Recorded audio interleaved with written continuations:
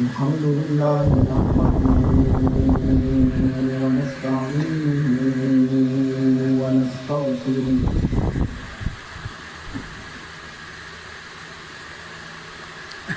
ونؤمن به ونتوكل عليه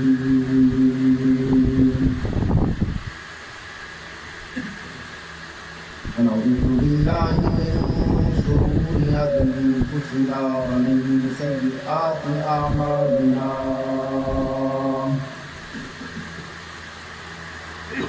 من يهده الله فلا مضل له ومن يضلل فلا هادي له ونشهد أن لا إله إلا الله وحده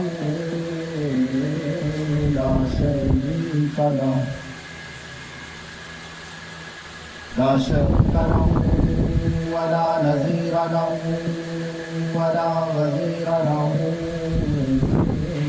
ولا مشير له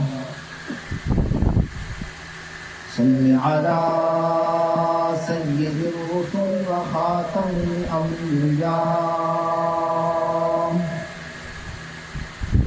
المبعوث إلى كافة للناس بشيرا ونذيرا داعيا إلى الله بإذنه وسراجا منيرا أعوذ بالله من الشيطان الرجيم بسم الله الرحمن الرحيم إنا نحن نزلنا الذكر وإنا له لحافظون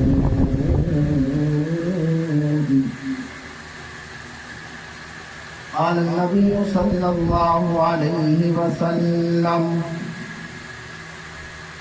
خيركم من تعلم القرآن وعلمه صدق الله مولانا العظيم وصدق رسوله النبي الكريم ونحن على ذلك لمن الشاهدين والشاكرين والحمد لله رب العالمين. تمام ساتھی بلند آواز سے درود پاک کریں.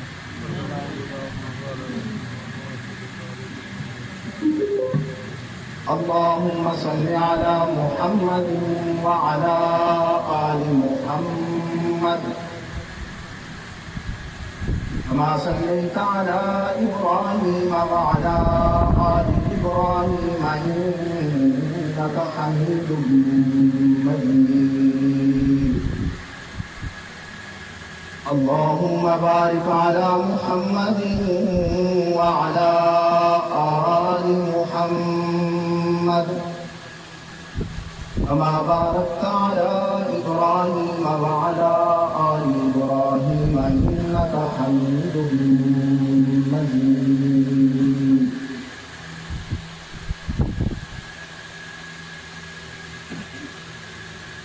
انتہائی واجب الاحترام قابل صدر احترام معزز علماء کرام، عزیز بھائیوں اور دوستوں،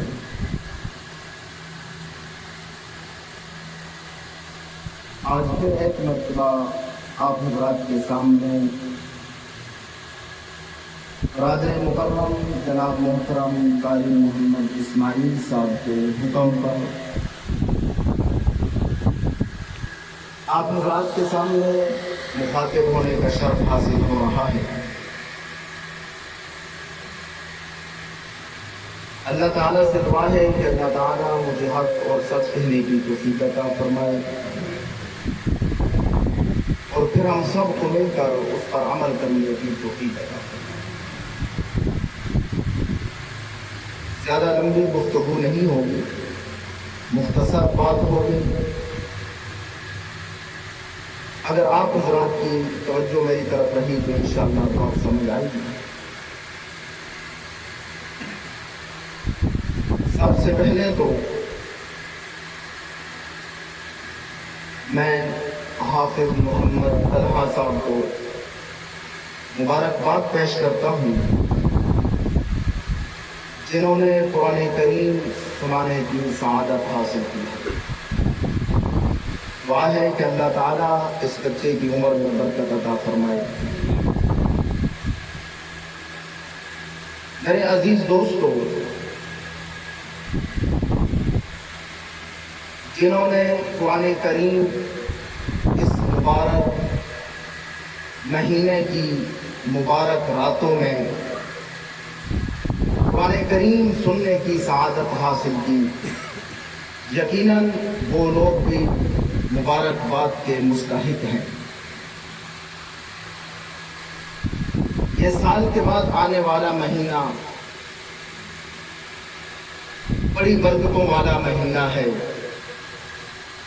بڑی عظمتوں کا امین مہینہ ہے۔ اللہ تعالی کی طرف سے اس مہینے کے اندر اپنے بندوں کے لیے انعامات کا نزول ہوتا ہے۔ خوش قسمت لوگ ہیں وہ جنہوں نے اس مبارک مہینے کے اندر اپنی خطائیں معاف فرما لی، اور کچھ بد نصیب لوگ وہ بھی ہیں جنہوں نے اس مہینے کے اندر اپنا دامن اور بھی خطاؤں سے بھر دیا ہے۔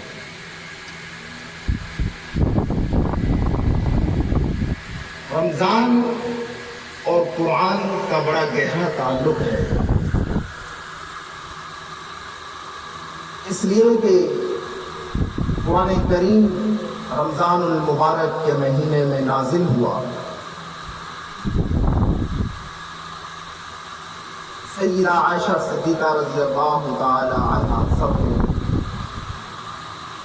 فرماتی ہے کہ عام ایام سے ہٹ کر ماہ رمضان المبارک کے مہینے میں رسول اللہ صلی اللہ آواز آنی چاہیے اونچا، جس محفل میں آپ صلی اللہ علیہ وسلم کا تذکرہ ہو، آپ صلی اللہ علیہ وسلم کا نام آئے، صلی اللہ علیہ وسلم کہنا واجب ہے۔ اگر نہیں کہو گے تو گناہگار ہو۔ جب آپ صلی اللہ علیہ وسلم کا نام آئے تو کیا کہنا ہے؟ اونچی آواز سے یہ ساتھی کو ٹیگ لگا کر کہتے ہوئے آ گیا۔ طبیعت تو کافی دنوں سے میری خراب ہے، لیکن آپ پہلے سے تھکے بیٹھے۔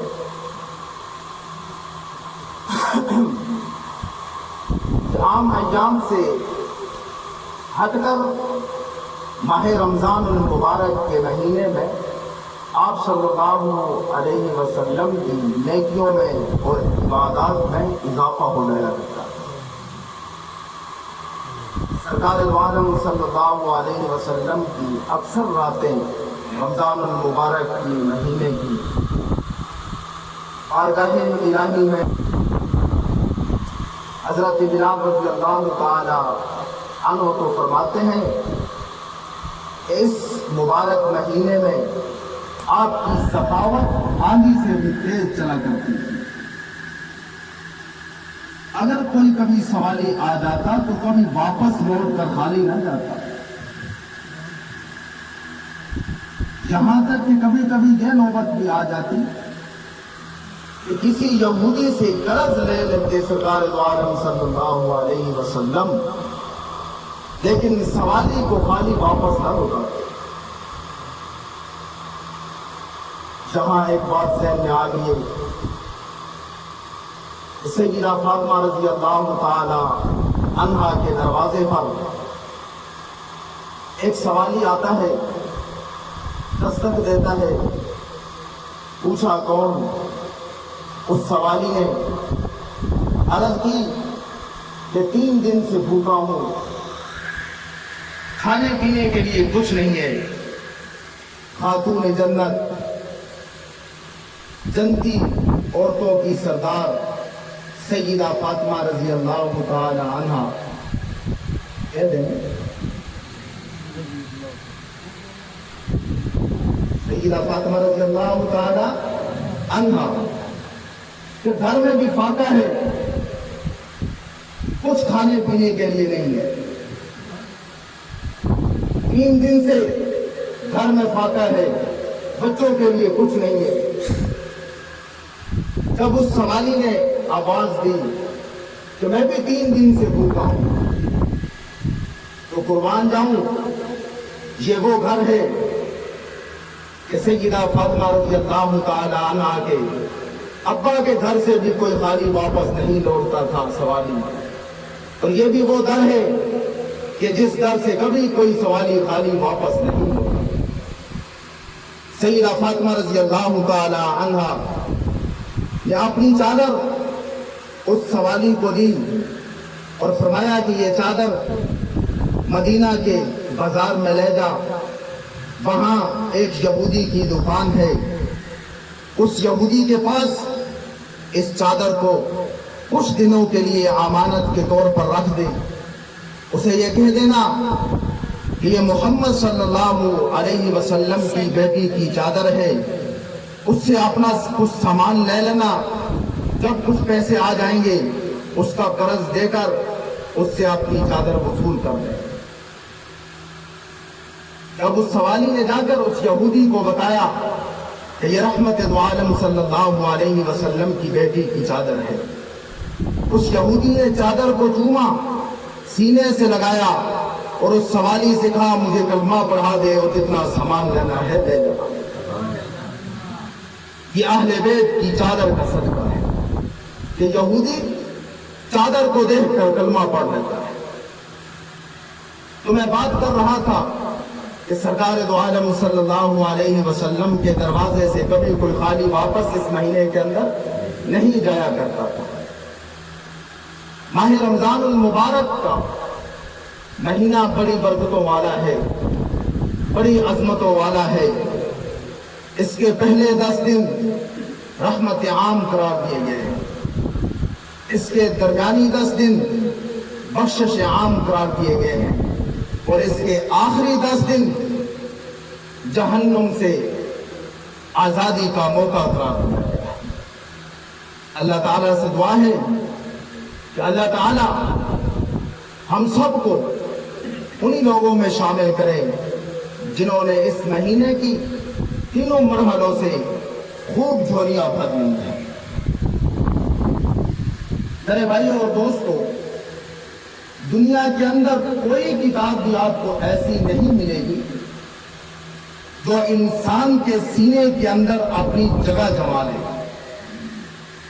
جو انسان کے دل کے اندر اپنی جگہ جما لے، یعنی انسان اسے حفظ کر لے۔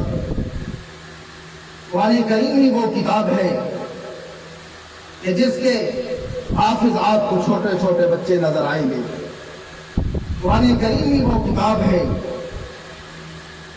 لاکھوں نہیں، کروڑوں نہیں، اربوں قاری اس روح زمین پر موجود ہیں جن کی زبانوں پر رمضان المبارک کے مہینے کے اندر قرآن کریم کے ترانے ہیں۔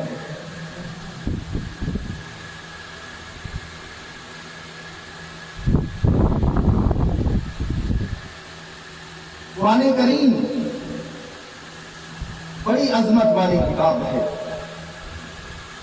بڑی شان ہے اس کتاب کی۔ قرآن کریم کے بارے میں کسی عالم، کسی مفکر، کسی مبلغ، کسی شیخ الحدیث سے پوچھنے کی ضرورت نہیں کہ یہ کتاب کیا ہے، یہ کہاں سے آئی ہے۔ یہ قرآن کریم خود بولتا ہے، خود جواب دیتا ہے۔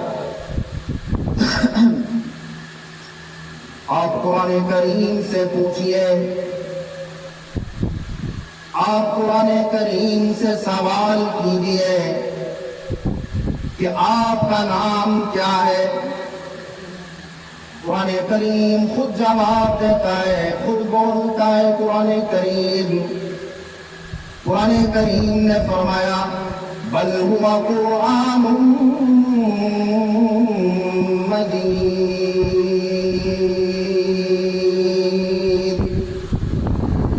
میرا نام قرآن ہے۔ آپ قرآن کریم سے پوچھئے آپ کہاں سے آئے ہیں، قرآن کریم جواب دیتا ہے فی لوح محفوظ،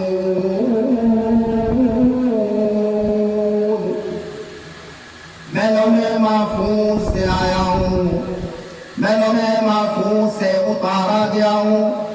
آپ قرآن کریم سے سوال کیجئے، آپ قرآن کریم سے پوچھئے آپ کو بھیجنے والا کون ہے، قرآن کریم جواب دیتا ہے تنزیل من رب العالمین،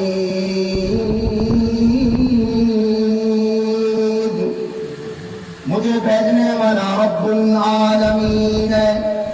آپ قرآن کریم سے پوچھئے آپ کو لانے والا کون ہے، قرآن کریم خود جواب دیتا ہے، خود بولتا ہے نزل به الروح الامین، مجھے لے کر آنے والا روح الامین فرشتہ ہے۔ آپ قرآن کریم سے سوال کیجئے، آپ قرآن کریم سے پوچھئے آپ کس ذات پر اتارے گئے ہیں، آپ کو کس پر اتارا گیا ہے، قرآن کریم خود جواب دیتا ہے نزل علی محمد وهو الحق، میں حق اور صداقت کے پہاڑ محمد پر اتارا گیا ہوں۔ آپ قرآن کریم سے سوال کیجئے، آپ قرآن کریم سے پوچھئے آپ کا پروگرام کیا ہے، آپ کا نصب العین کیا ہے، آپ کا مشن کیا ہے، آپ کیا چاہتے ہو، قرآن کریم جواب دیتا ہے ہدی للمتقین، میں اہل تقوی کے لیے ہدایت لایا ہوں، میں اہل تقوی کے لیے روشنیاں لایا ہوں۔ جو قرآن کریم خود جواب دیتا ہے میں ظالموں کے ہاتھ روکنے آیا ہوں، میں مظلوم کا ساتھ دینے آیا ہوں، میں بلال جیسے غلاموں کو جنت کا وارث بنانے آیا ہوں، میں ابو جہل جیسے انسانیت کے دشمن کو جہنم رسید کرنے آیا۔ آپ قرآن کریم سے سوال کیجئے، قرآن کریم سے پوچھئے آپ کس مبارک مہینے کے اندر نازل ہوئے ہیں، قرآن کریم جواب دیتا ہے شہر رمضان الذی انزل فیہ القرآن، میں ماہ رمضان المبارک میں اتارا گیا ہوں۔ آپ قرآن کریم سے سوال کیجئے، آپ قرآن کریم سے پوچھئے آپ کس رات میں اتارے گئے ہیں، آپ کس مرحلے میں اتارے گئے ہیں، آپ کس لمحے میں اتارے گئے ہیں، قرآن کریم جواب دیتا ہے فی لیلۃ القدر وما ادراک ما لیلۃ القدر لیلۃ القدر خیر من الف شہر، میں اس رات میں اتارا گیا ہوں کہ میرے اترنے کی وجہ سے وہ رات 1000 راتوں سے افضل ہو گئی، میں اس رات میں اتارا گیا ہوں کہ میرے اترنے کی وجہ سے وہ رات ہزاروں راتوں کی سردار بن گئی۔ یہ قرآن کریم ہی وہ کتاب ہے جو خود بولتی ہے، خود جواب دیتی ہے، باقی دنیا کی کوئی کتاب بھی ایسی نہیں ہے کہ وہ خود بولے اور جواب دے۔ یہ بات بھی ذہنوں میں بٹھانے والی ہے کہ جہاں قرآن کریم نازل ہوا، قرآن کریم کی برکت سے اس جگہ کا مقام بہت بلند ہو گیا، اور جس امت پر قرآن کریم نازل ہوا وہ امت بھی سب امتوں سے اونچی ہو گئی، اور جس مہینے میں قرآن کریم نازل ہوا وہ مہینہ بھی سارے مہینوں کا سردار بنا، اور جس رات میں اترا وہ رات بھی ساری راتوں کی سردار بنا۔ وہ جس زمانے میں اترا خیر القرون بن کر سب زمانوں سے افضل ہو گیا۔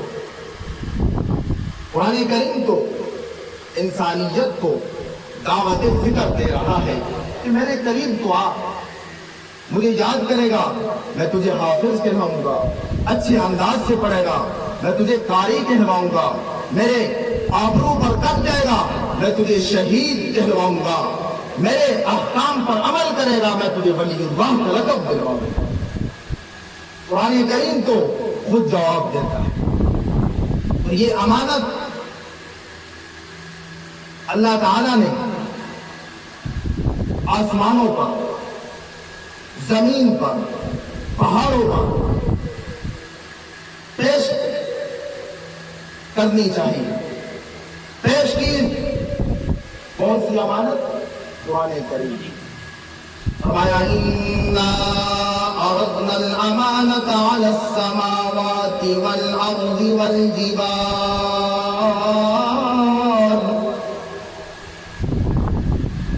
امانت قرآن کریم آسمانوں پر، زمین پر، پہاڑوں پر پیش کی۔ وہ آسمانوں اور زمین اور پہاڑوں نے کیا کہا؟ فَأَبَيْنَ أَن يَحْمِلْنَهَا، کہ یہ بوجھ ہم نہیں اٹھا سکتے، یہ بوجھ بہت بڑا ہے، ہم اس کے مقابل بہت چھوٹے ہیں، ہم یہ بوجھ نہیں اٹھا سکتے۔ اس نے کہا آسمان، زمین اور پہاڑوں نے صرف معذرت نہیں کی، بلکہ وَأَشْفَقْنَ مِنْهَا، کانپ اٹھے، لرزنے لگے کہ یہ امانت ہم نہیں اٹھا سکتے۔ قرآن کریم والی فَحَمَلَهَا الْإِنسَانُ، جو بوجھ آسمان، زمین اور پہاڑ نہ اٹھا سکے وہ بوجھ انسان نے اٹھایا، وہ وزن انسان نے اٹھایا۔ یہاں میں آپ کو ایک اہم رخ کی طرف متوجہ کرنا چاہتا ہوں کہ یہاں پر آسمان، زمین اور پہاڑوں کا تذکرہ کیوں آیا؟ اس لیے کہ انسان روز اول سے انسان کے خیال میں آسمان بہت بلند ہے، زمین بہت وسیع ہے، پہاڑ بہت مضبوط اور مستحکم ہے۔ انسان ان تینوں کی وجہ سے متاثر اور مرعوب نظر آتا ہے، لیکن اللہ تعالیٰ نے فرمایا کہ اے انسان، تیرے خیال میں تو آسمان بہت بلند ہے، زمین بہت وسیع ہے، پہاڑ بہت مضبوط ہیں، لیکن یاد رکھنا کہ جتنا تو مضبوط ہے اتنے یہ مضبوط نہیں ہے۔ اس لیے تو انسان روز اول سے اس کوشش میں لگا ہوا ہے یہ معلوم کرنے کے لیے، مرتا ہے، گرتا ہے، زخمی ہوتا ہے، لیکن اس کی کوشش جاری تھی، جاری ہے، یہ معلوم کرنے کے لیے کہ آسمانوں کی بلندیاں کتنی ہیں، زمین کی وسعت کتنی ہے، پہاڑوں کی مضبوطی کتنی ہے۔ لیکن اللہ تعالیٰ نے انسان کو دعوت فکر دیتے ہوئے فرمایا کہ تجھے یہ معلوم نہیں کہ آسمان اتنا بلند نہیں جتنا تو بلند ہے، زمین اتنی بلند نہیں جتنا تو بلند ہے، پہاڑ اتنے مضبوط اور مستحکم نہیں جتنا تو مضبوط اور مستحکم ہے۔ فرمایا وَفِي أَنفُسِكُمْ أَفَلَا تُبْصِرُونَ،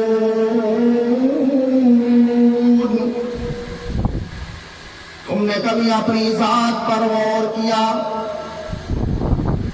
کہ تیری بلندیوں کا مقابلہ آسمان نہیں کر سکتا، تیری بلندیوں کا مقابلہ زمین نہیں کر سکتی، تیری استقامت کا مقابلہ پہاڑ نہیں کر سکتے. یہ کس کی بات ہو رہی ہے؟ انسان کی. وَحَمَلَهَا الْإِنسَانُ، جس کی شان کو قرآن کریم نے کچھ یوں بیان کیا. فرمایا وَإِذْ قَالَ رَبُّكَ لِلْمَلَائِكَةِ إِنِّي جَاعِلٌ فِي الْأَرْضِ خَلِيفَةً. وَإِذْ قَالَ رَبُّكَ لِلْمَلَائِكَةِ إِنِّي جَاعِلٌ فِي الْأَرْضِ خَلِيفَةً. جب تیرے رب نے فرشتوں کے اجتماع میں اپنا ارادہ ظاہر فرمایا کہ میں زمین میں اپنا نمائندہ بھیجنے والا ہوں، اپنا نمائندہ بھیجنے والا ہوں، یہ زبان مجھ کی ہوگی، بیان میرا ہوگا، کان مجھ کے ہوں گے، سماعت میری ہوگی، آنکھیں اس کی ہوگی، بصیرت میری ہوگی. یہ نمائندگی ہوگی. انی جاعل فی الارض خلیفہ، میں زمین میں اپنا خلیفہ بھیجنے والا ہوں. تو فرشتوں نے کہا کہ ہم جو موجود ہیں دوسری مخلوق کی کیا ضرورت ہے؟ لیکن وہ رب العالمین ہے، فعال لما یرید ہے، اسے کوئی پوچھنے والا نہیں، جو مرضی کرے. نوریوں نے سوچا کہ انسان کیسا ہوگا. تو پروردگار عالم نے فرمایا فرشتوں سے کہ انسان کی تخلیق کا مطالعہ کر لو. فرشتوں نے انسان کی تخلیق کا مطالعہ کیا تو دیکھا قابیل کے ہاتھوں حابیل قتل ہو رہے ہیں. فرشتوں نے دیکھا نمرود ابراہیم علیہ السلام کو آگ میں پھینک رہا ہے. فرعون بنی اسرائیل کے ہزاروں معصوم بچوں کو قتل کر رہا ہے. تو فرشتوں نے عرض کی اللہ کے ہاں قالوا اتجعل فيها من يفسد فيها ويسفك الدماء. اللہ کی حضور عرض کی کہ اے اللہ، ویسے تو تجھے کوئی پوچھنے والا نہیں ہے، تیرے فیصلوں پر کوئی تنقید نہیں کر سکتا، تو مختار کل ہے، لیکن جو کچھ ہم دیکھ رہے ہیں آپ ایسی مخلوق کیوں پیدا کر رہے ہیں جو دنیا کے اندر آ کر فساد پھیلائے، خون بہائے. تیری تسبیح اور تقدیس ہم ہر وقت کر رہے ہیں. نحن نسبح بحمدک ونقدس لک، ہم تو ہر وقت تیری تسبیح کر رہے ہیں. نہ کھانے کی فکر، نہ پینے کی فکر، نہ تجارت کی فکر، نہ نوکری کی فکر، نہ دال روٹی کی فکر، ہم تو ہر وقت تیری تسبیح بیان کر رہے ہیں. پروردگار عالم نے، رب العالمین نے ایک ہی جملے میں بات کو ختم کر دیا. فرمایا انی اعلم ما لا تعلمون. یہ راز ہے جو تم نہیں جانتے ہو، میں جانتا ہوں. یہ وہ راز ہے جو تم نہیں جانتے ہو، میں جانتا ہوں. کہ تم نے قابیل کو تو دیکھا کہ اس کے ہاتھ میں خنجر ہے اور وہ خون بہا رہا ہے. تم نے میرے عشق میں حابیل کو نہیں دیکھا جو خون دے رہا ہے. تم نے نمرود کو تو دیکھا ہے جو ابراہیم کو آگ میں ڈال رہا ہے. تم نے ابراہیم کو نہیں دیکھا جو میرے عشق میں آگ کے شعلوں میں پڑا ہوا ہے. بس سمجھ آ جائے گی. فی الحال انی عالم ما لا تعلم، یہ انسان کی بات ہو رہی ہے. کیا فرمایا؟ اِنَّا عَرَضْنَا الْأَمَانَةَ عَلَى السَّمَاوَاتِ وَالْأَرْضِ وَالْجِبَالِ فَأَبَيْنَ أَن يَحْمِلْنَهَا وَأَشْفَقْنَ مِنْهَا وَحَمَلَهَا الْإِنسَانُ جو بوجھ آسمان، زمین اور پہاڑ نہ اٹھا سکے وہ بوجھ انسان نے اٹھا دیا۔ آگے کیا فرمایا؟ اِنَّهُ كَانَ ظَلُومًا جَهُولًا۔ حقیقت یہ ہے کہ ظالم بڑا ہے، جاہل ہے، جاہل اتنا ہے کہ اللہ کے ساتھ اللہ کی مخلوق کو شریک ٹھہراتا ہے، جاہل اتنا ہے کہ اپنی پیشانی اللہ کے سامنے نہیں جھکاتا، قبروں پہ جا کر جھکاتا ہے۔ ہم سب کا مشکل کشا کون؟ آواز آنی چاہیے اللہ ہی۔ جب ہم ہر نماز میں کہتے ہیں ایاک نعبد و ایاک نستعین، ہم تیری ہی عبادت کرتے ہیں اور تجھ سے ہی مدد چاہتے ہیں، ہم سب کا مشکل کشا کون؟ ہم سب کا حاجت روا کون؟ اولاد دینے والا کون؟ موت دینے والا کون؟ ہم سب کا سچا مشکل کشا کون؟ علام الغیوب کون؟ کارساز و دستگیر کون؟ اننی انا اللہ لا الہ الا انا فاعبدنی واقم الصلاۃ لذکری۔ میں ہی اللہ ہوں اور میرے سوا کوئی معبود نہیں، میری عبادت کرو اور مجھے یاد رکھنے کے لیے نماز قائم کرو۔ واقم الصلاۃ لذکری، نماز قائم کرو۔ ظالم اتنا ہے کہ اللہ کے حکم نہیں مانتا۔ فرمایا وَنُنَزِّلُ مِنَ الْقُرْآنِ مَا هُوَ شِفَاءٌ وَرَحْمَةٌ لِّلْمُؤْمِنِينَ۔ یہ وہ کلام ہے، قرآن ہے جو مومنوں کے لیے شفا اور رحمت ہے۔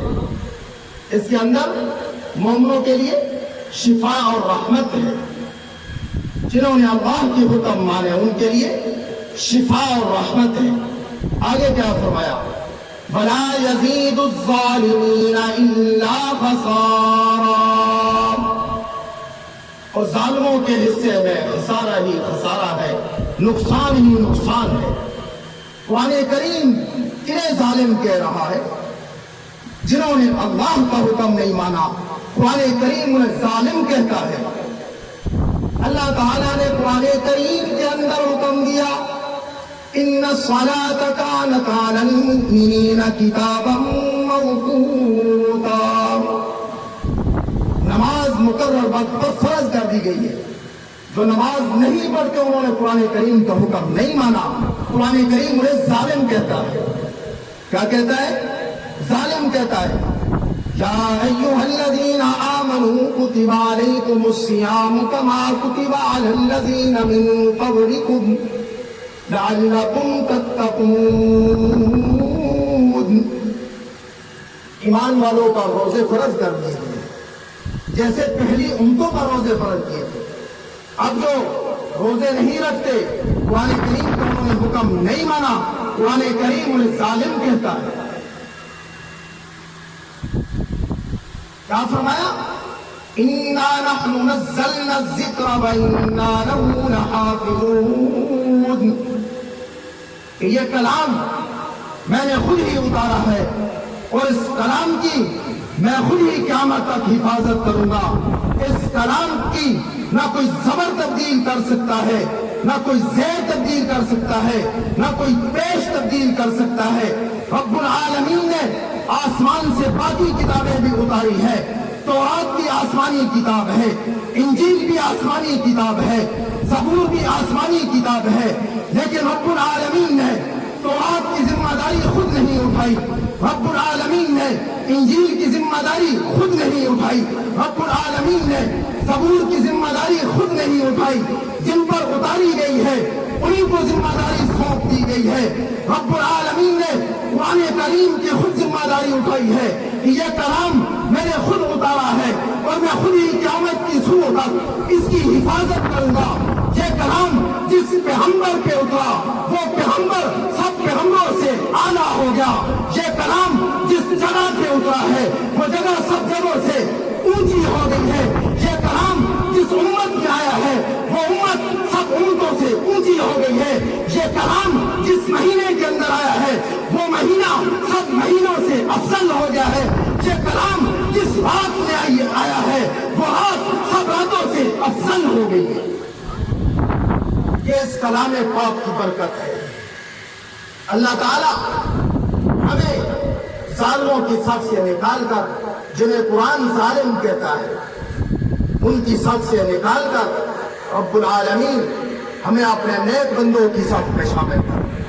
اللہ تعالیٰ سے دعا ہے کہ اللہ تعالیٰ ہم سب کو قرآن کریم کا ہر ایک حکم ماننے کی توفیق عطا فرمائے. قرآن کریم جو حکم دیتا ہے وہ کرنے کی توفیق عطا فرمائے. سرکار دو عالم صلی اللہ علیہ وسلم کی ہر ایک بات پر عمل کرنے کی توفیق عطا فرمائے. وآخر دعوانا ان الحمدللہ.